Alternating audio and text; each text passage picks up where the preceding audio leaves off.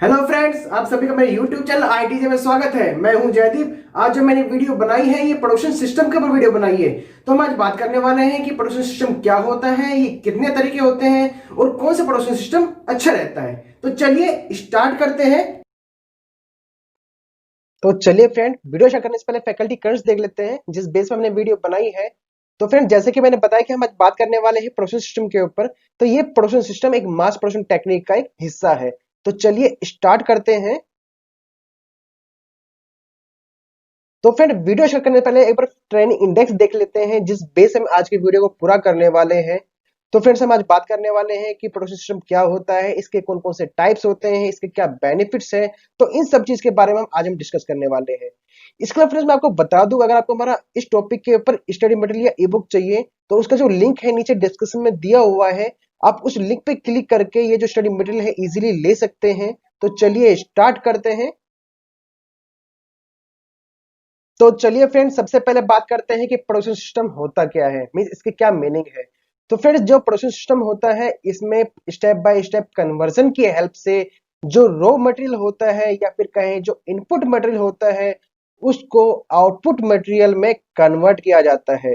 और कन्वर्जन में केमिकल या फिर मैकेनिकल प्रोसेस की हेल्प ली जाती है। तो इस सिस्टम को हम प्रोडक्शन सिस्टम कहते हैं। ये जो प्रोडक्शन सिस्टम होता है ये एक वैल्यू एडिशन प्रोसेस होता है। मींस इसके अंदर जो प्रोडक्ट होता है उसके अंदर कुछ ना कुछ वैल्यू ऐड की जाती है। तो ये इस कंप्लीट को प्रोडक्शन सिस्टम कहा जाता है। तो चलिए फ्रेंड्स, अब हम इस प्रोडक्शन सिस्टम को एक इजी ब्लॉक डायग्राम की हेल्प से समझते हैं कि एक इनपुट होगा जो कि रॉ मटेरियल जिसे हम कह सकते हैं या फिर एक सेमी फिनिश प्रोडक्ट कह सकते हैं। ये जा रहा है एक कन्वर्जन सिस्टम के अंदर। इस कन्वर्जन सिस्टम में जो इनपुट है वो आउटपुट में कन्वर्ट हो रही है। अब ये जो आउटपुट है ये कनेक्ट किया है या फिर लिंक किया हुआ है कंट्रोल सबसिस्टम से, जिसे हम मेजरमेंट सिस्टम भी कह सकते हैं। अब यहां से जो इंफॉर्मेशन है वो फ्लो हो रही है कन्वर्जन सिस्टम में। अगर कोई चेंजेस की रिक्वायरमेंट है तो वो कन्वर्जन सिस्टम की हेल्प से चेंजेस हो सकते हैं, चेंजेस हो जाएंगे। और इसके बाद जो इनपुट है वो आउटपुट में कन्वर्ट हो जाएगी, एक क्वालिटेटिव वे में कन्वर्ट भी हो जाएगी जिसे हम कह सकते हैं। तो ये कंप्लीट जो सिस्टम है ये प्रोडक्शन सिस्टम है। अब यहाँ पे जो आपको सॉलिड लाइन दिख रही है या सॉलिड एरो दिख रहा है वो मेनली आपको मटेरियल फ्लो को डेनोट कर रहा है आपके लिए। इसके अलावा यहाँ पे जो डॉटेड जो एरो दिख रहे हैं वो आपको दिखा रहा है कि यहाँ पे इंफॉर्मेशन का फ्लो हो रहा है। तो इस तरह से ये कंप्लीट एक सिस्टम बनता है जिसे हम प्रोडक्शन सिस्टम कहेंगे। और इसमें जो कंट्रोल सब सिस्टम है इसका जो काम है वो ओनली इंस्ट्रक्शन को रीड करके सेंड करना है कन्वर्जन सिस्टम को। तो चलिए फ्रेंड्स, आगे डिस्कस करते हैं। तो चलिए फ्रेंड्स, अब हम प्रोडक्शन सिस्टम के टाइप्स जान लेते हैं, या जान लेते हैं कि प्रोडक्शन सिस्टम कितने तरह के होते हैं। तो फ्रेंड्स, सबसे पहला जो प्रोडक्शन सिस्टम होता है वो होता है कस्टम प्रोडक्शन। इसे हम प्रोडक्शन सिस्टम का सबसे पुराना टाइप्स भी कह सकते हैं, क्योंकि यहाँ पे जो प्रोडक्ट मैन्युफैक्चर होते हैं उसकी जो क्वांटिटी है बहुत कम होती है। मींस जो कस्टमर ऑर्डर होता है उसको फुलफिलमेंट करने के लिए जितनी क्वांटिटी की जरूरत पड़ती है उतनी ही क्वांटिटी हम इसके अंदर जनरेट करते हैं। इस सिस्टम के अंदर हाई स्किल्ड मैन पावर की जरूरत पड़ती है, स्पेशल मशीन्स की इसमें जरूरत पड़ती है। इसलिए हम इस प्रोडक्शन को कस्टम प्रोडक्शन कहते हैं। अगर इसका एग्जांपल अब हम लें तो स्पेस क्राफ्ट की मैन्युफैक्चरिंग, स्टैंपिंग डाइस की मैन्युफैक्चरिंग या स्पेशल पर्पस मशीन्स की मैन्युफैक्चरिंग, ये सब कस्टम प्रोडक्शन के अंदर आते हैं। तो चलिए फ्रेंड्स, अब हम नेक्स्ट टाइप की तरफ चलते हैं। तो चलिए अब हम नेक्स्ट डिस्कस करते हैं कंटिन्यूस प्रोडक्शन के बारे में, जिसे हम मास प्रोडक्शन भी कहते हैं। तो फ्रेंड्स, इस प्रोडक्शन सिस्टम के अंदर जो आइटम्स की मैन्युफैक्चरिंग करते हैं या जो प्रोडक्ट की मैन्युफैक्चरिंग करते हैं वो स्पेसिफिक ऑर्डर के फुलफिलमेंट करने के लिए हम नहीं करते। यहाँ पे हम स्टॉक भी बनाते हैं जिससे कि जो फ्यूचर की अगर रिक्वायरमेंट है वो भी पूरी हो जाए। अब यहाँ पे जो इनपुट है वो स्टैंडर्डाइज होती है। ये जो प्रोसेस है सेट ऑफ प्रोसेस को फॉलो करता है, सीक्वेंस ऑफ प्रोसेस को फॉलो करता है। और ये जो सेट ऑफ प्रोसेस और सीक्वेंस ऑफ प्रोसेस है ये सब स्टैंडर्डाइज होता है। मींस यहाँ पे जो प्रोसेस है इनपुट भी स्टैंडर्डाइज होगा इस प्रोसेस के अंदर। और जो भी सेट ऑफ एक्टिविटीज और सीक्वेंस ऑफ एक्टिविटी या प्रोसेस सब प्रोसेस हो रहे हैं वो सब इस मेथड के अंदर स्टैंडर्डाइज होते हैं। अब ये जो प्रोडक्शन सिस्टम है कंटिन्यूस प्रोडक्शन सिस्टम, इसके अंदर जनरल मशीन को ना यूज करके स्पेशल पर्पज मशीन को यूज किया जाता है, जिससे कि जो प्रोडक्ट है वो लार्ज क्वांटिटी में मैन्युफैक्चर होते हैं।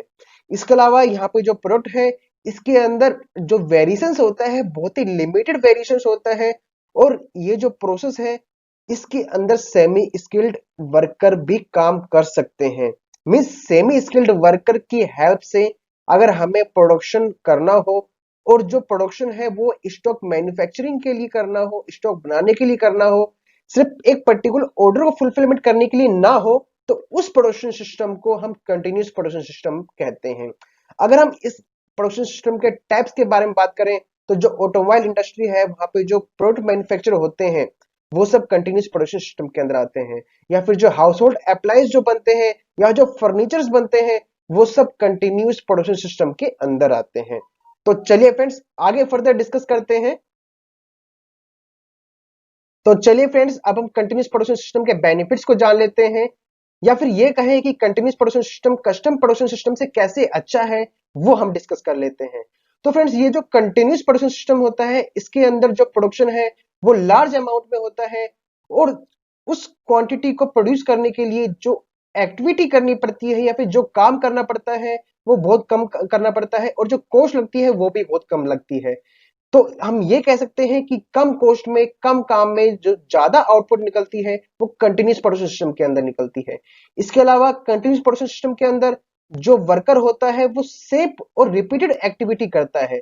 इसके अलावा सेम टूल को ही बार बार यूज करता है, जिससे जो वर्कर है वो अपने काम में एक्सपर्ट हो जाता है, और जो प्रोडक्शन निकलती है वो ज्यादा दे पाता है वो। इसके अलावा जो वर्कर है उसके पास जो रिक्वायर्ड टूल्स की अवेलेबिलिटी रहती है, पार्ट की अवेलेबिलिटी रहती है, जिससे जो उसकी एफिशिएंसी है वो ज्यादा आती है और वो ज्यादा पार्ट प्रोड्यूस कर पाता है।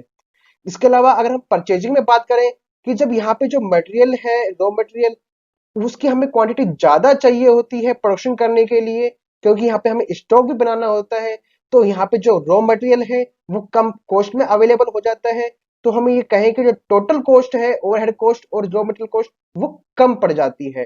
तो इस तरह से कंटिन्यूस प्रोडक्शन के अंदर कम कॉस्ट में कम एक्टिविटी करके ज्यादा अमाउंट ऑफ प्रोडक्शन मिलती है।